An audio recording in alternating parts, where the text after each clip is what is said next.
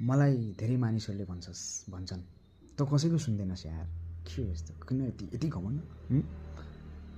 No no होइन, मैले ती मान्छेको सुन्दैन जो नकारात्मक मानसिकताका छन्। मैले ती मान्छेको कुरा मान्दिनँ जो गलत मान्छे बोल्छन्, गलत कुराहरू बोल्छन्। मैले ती मान्छेको आदेश मान्दिनँ जो मलाई उल्टो कुरा सिकाउँछन्। हो, आउनुहोस्, तपाईँ मलाई भन्नुहोस्,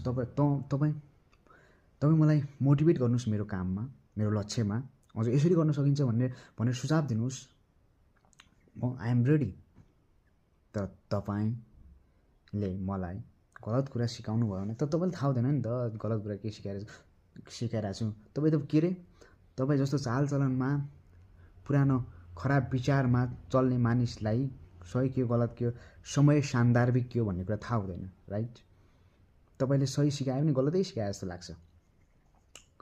अब म गलत कुरा आफ्नो बाउ आमाबाट त लिदिनँ भने तपाईँको के अरे गलत कुरा आमा बाउले सिकाउन सक्छन् र भन्ने लाग्दो हो।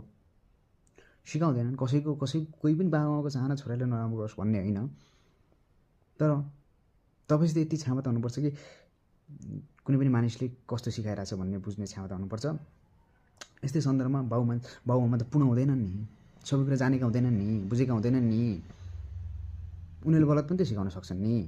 अब भावनामा आयो भन्दैमा सबै सही सिकाउँछन् भन्न पनि पाइएन, राइट? र यो भन्दैमा मैले बाउ आमालाई माया गर्दिनँ भनेको होइन है गाइज। म त यस्तो मान्छे हो, म मेरो शत्रुलाई त नराम्रो नहोस् राम्रै होस् भन्ने सोच राख्ने। बाउ आमा जसले मलाई जन्म दिए, मेरो शरीरलाई जन्म दिए, उनीहरूलाई नराम्रो म कसरी सोच्न सक्छु, त्यो त सपना पनि सोच्न सक्दिनँ है।